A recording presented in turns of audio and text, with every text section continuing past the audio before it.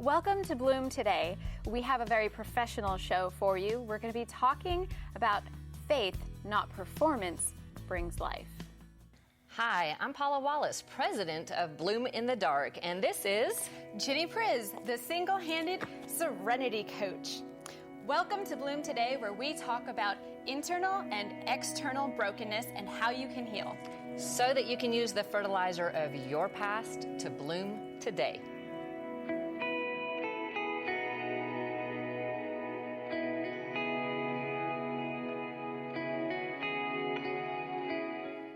Hey everybody, and today we are talking about how faith rather than performance is what brings life. And we've had a little bit of knowledge and training with performance, maybe. Like you went to school for it, right? Yes, I went to school for theater. I was in performance from 3 years old. I was a dancer, so as much of a dancer as I could be at 3 years old with my little ballet. It's like point and back together and point and back together. But that was my first recital when I was 3. So there's been a lot of performance aspects to my life that started young, and then I just kind of, took it on with, all the world's a stage. Yay! I took Shakespeare a little bit too literally, I think, because I definitely started taking on that idea that I had to be performing for everyone all the time. And I was an only child, and this is something that I think happens to only children or firstborn. We try and achieve and perform and do, and I think that's kind of normal-ish. Normal-ish. Yeah, but when you take it too far, then that normal-ish goes out the window, and then you're stuck. What about you, performing? Well, see, I didn't do performance arts type of performance. I did the let's put on a facade kind of perperformance, which actually takes impressive acting skills because you're acting all the time. You have to when you're live that out, yeah. When you're living that out, and that was my protective mechanism for the fact that I felt too hurt and broken inside from before I was 3. So it was put on the perfect show because it will keep you safe, it will keep you out of trouble, people won't know how badly you hurt, whatever it is. And I think dancing sounds like a whole lot of fun. It was. It still is. I'm still that kind of movement-focused person, so I love it a lot. But I'm trying to learn to dance. Fantastic. Because I grew up not being allowed to dance in a lot of the normal dance scenarios. So I'm like, my body can move. I can enjoy this. This is a whole brand new world. Breaking out of that shell of performance that had you stuck locked down on lockdown, which is very, very different from mine. But when I started doing all of the performance aspect of life, and then I had no idea how people should really interact, because I really liked the escape of theater and performance, and I can be this other character, or I can portray this through something else, and I can escape from my own life for a while and do that. And then when you only have your own life, after college, I didn't really do a lot of theater after that, and that was because everyone around me was so dramatic all the time in theater. I couldn't handle it anymore. So I have to get out. I need to find out what it's like to just be me for a while and just kind of relax instead of all of these emotions flying everywhere. But I didn't know how to relax. So that's when the drinking came in. That's not such a good idea. So where did performance get you? I think it got me in jail with DUI. Yeah. At the end of the day, not really the award ceremony I was looking for. not the right red carpet. That's not the right. No, that's definitely not. Those flashing lights were not the lights I had in mind growing up. I can laugh about it now because I've got a whole lot of healing that's come in a few years. Out of that. and I don't do a lot of performing, and now I can sit here with you, have this conversation in front of cameras, and feel like this is the same conversation I would have sitting at our own kitchen tables. Yeah, we are in the kitchen though. So. It really helps to just be in the kitchen, because then it can go back to being at home in the normal safe setting. Yeah, that we'd be at home, and our viewers are possibly in their kitchens or Absolutely. relaxing too. So that works for me. But I was thinking where my acting and facade and performance ended up, well, it all kind of fell apart. And then between the emotional breakdown and the anxiety and panic attacks and the suicidal ideation, the whole craziness that was going on the inside that eventually broke through the facade, everything came crumbling down, and then I was like, what's wrong with her? Because then it became very obvious. There was something wrong. Performance was not fixing any of this anymore, and I couldn't hide it. And well, there's so much where in that moment we're trying to, or during that season where we're performing and performing and performing, we're trying to generate our own energy, our own love, our own whatever it is that we're trying to give and to offer people, or what we're trying to put on. We're trying to generate it ourselves, and that becomes exhausting.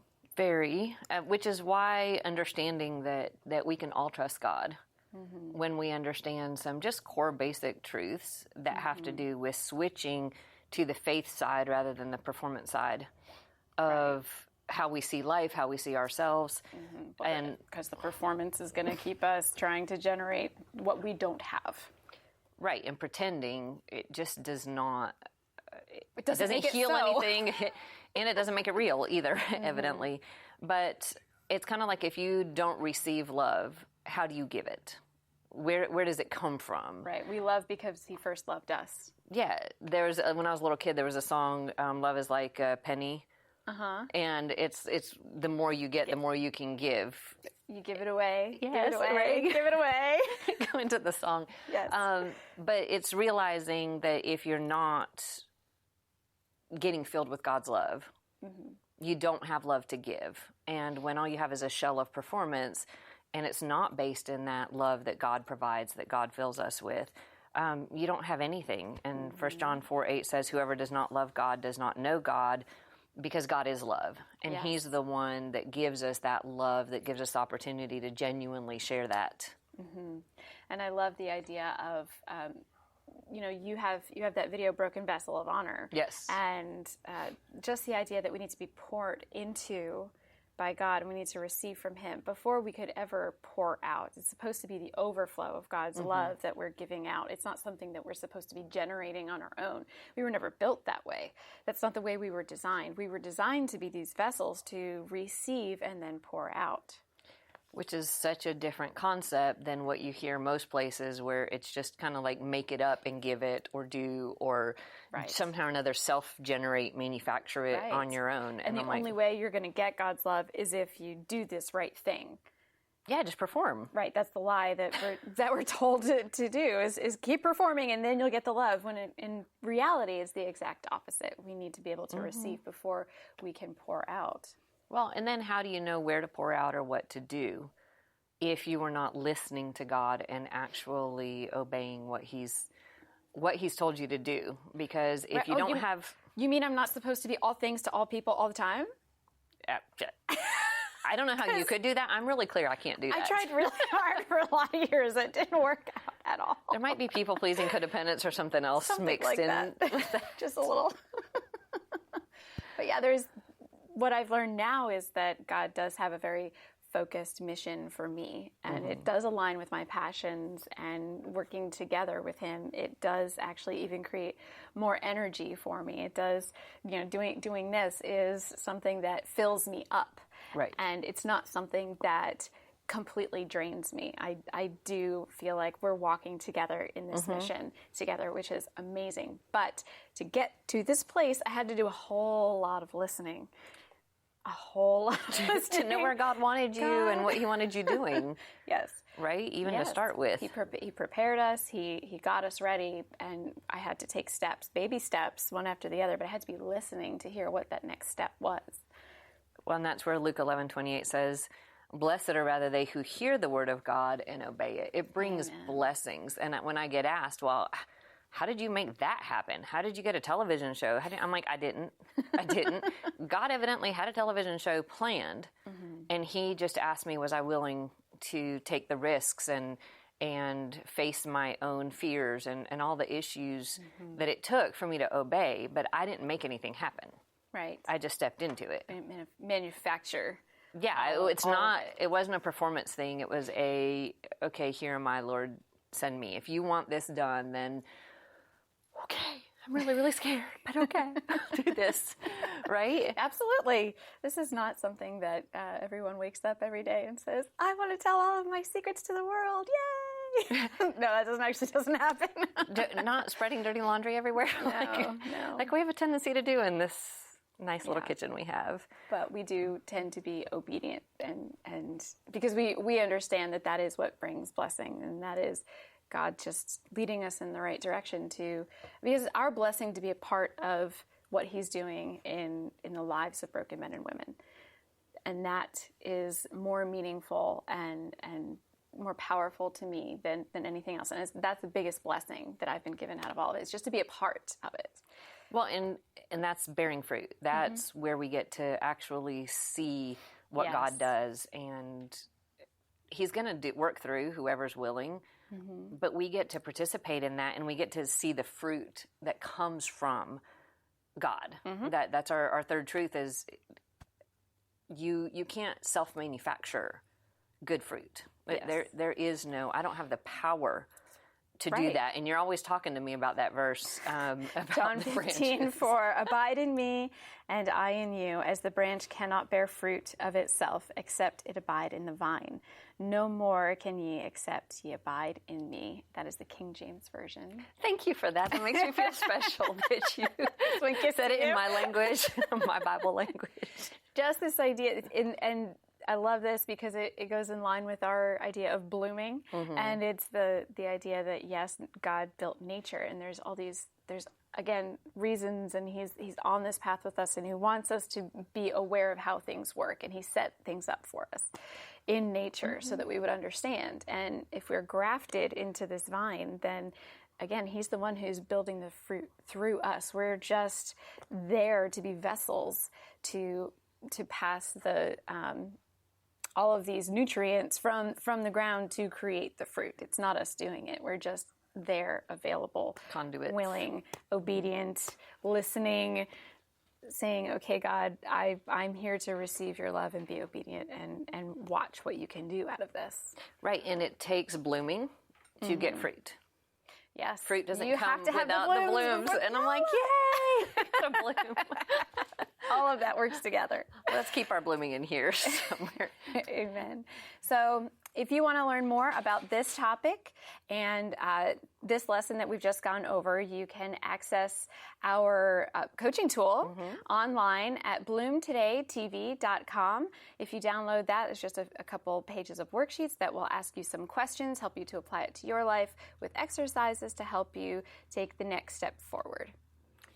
That's exciting, and we have a really cool guest here today. We do, and I'm excited to bring her on. Author. We have so many authors, and so Isn't that great? I love authors anyway. Sorry. You are but one. She loves authors even more than we do. Author, speaker, and she's the founder of Authors in Business Nation. So she helps authors as well, and that's just a community and I'm just going to let her. Where was she when we were writing? I know, right? Like Desiree Lee, would you come join us in the kitchen, please? Yeah. Can you give her a hand, Ginny? Oh, I absolutely will. Thank you so much. Here's your hands. So much. You're very welcome. Come please, sit at the table. Welcome to the kitchen. Oh, thank you so much for having me. Oh, you're very welcome. You guys are kind. So I love what you do with authors. You tell us what you do. You create this community, these resources for them so that they can succeed. Oh, wow. So I am the founder of Authors in Business, and we call ourselves AIB Nation. And the reason why I created this is because I remember when I was writing my book and there wasn't that many resources around. It was not people were too friendly and helping me along the way. So now it's an opportunity for us to help one another and move forward together and try to inspire as many people as possible. That is amazing. so cool. I'm like, yeah, where were you? When And it's even cooler because I know your backstory a little bit. So, and I know that you didn't start there. You didn't just wake up one day and said, "Oh, I've got everything together, so I'm going to do this. I didn't. I'm going to create this community." So, tell us a little bit about. You said I know that you started off in growing up, and it seemed like you were very successful in school. But then, what happened after that? Well, it's amazing that